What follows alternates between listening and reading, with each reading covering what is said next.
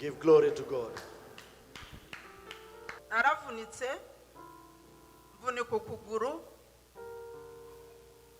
njya mu ivuriro bashyiraho sima hanyuma igihe kiragera bayikuraho ariko kugenda biranga gutambuka biranga naje ahangaha itariki 19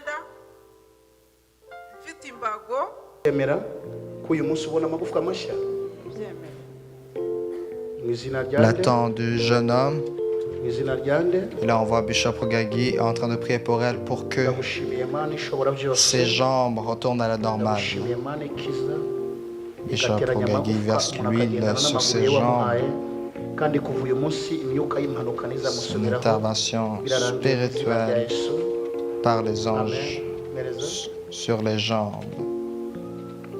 maze kuguha amagufwa mashya kandi marayika amaze kuwafata. Et là, dans la foi, cette femme va faire son premier pas comme manifestation de la guérison qui vient de s'opérer. Alléluia, alléluia. On la voit commencer à marcher. Commence à marcher. ashobora kuba natambuka mu Alléluia. hariya La jeune femme, umukozi w'Imana yaravuze ati la femme, elle donne le témoignage de comment elle était incapable de marcher. ndashima Imana igira neza ndashima Imana yumva gusenga Elle remercie Dieu qui écoute les prières de ceux qui prient sans cesse. She had broken her leg after treatment. She could not walk. twonyine arambwira ngo tambuka nyakimbago ndatambuka ngera hariya ndongera ndagaruka ntabwo nashoboraga kuba natambuka ngera hariya nari maze umwaka mu nzu umwaka wose ntasohoka umwaka wose ntajya mu materaniro. Elle vient de passer toute une année sans quitter sa maison à cause de sa jambe. ntabwo nashoboraga guhagarara nambare n'umwenda. Qui est incapable de même se tenir pour se vêtir.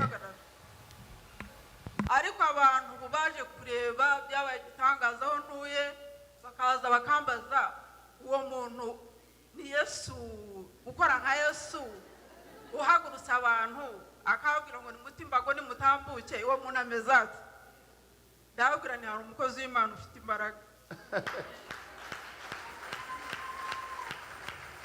ntabwo bashoboraga kumva ko nshobora gutambuka. Le docteur était incapable de comprendre comment elle était capable de marcher encore.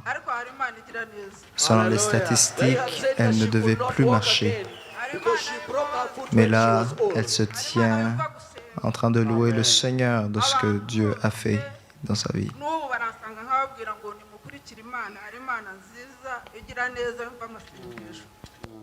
abandi rero bakibaza bakavuga ngo se ni isengesho ryonyine yakoresheje nta kindi kintu yashyizeho abwira ngo nta kindi yashyizeho ntabwo abantu bashobora kwemera ntabwo abantu bashobora kubyumva ariko hari Imana nziza igira neza.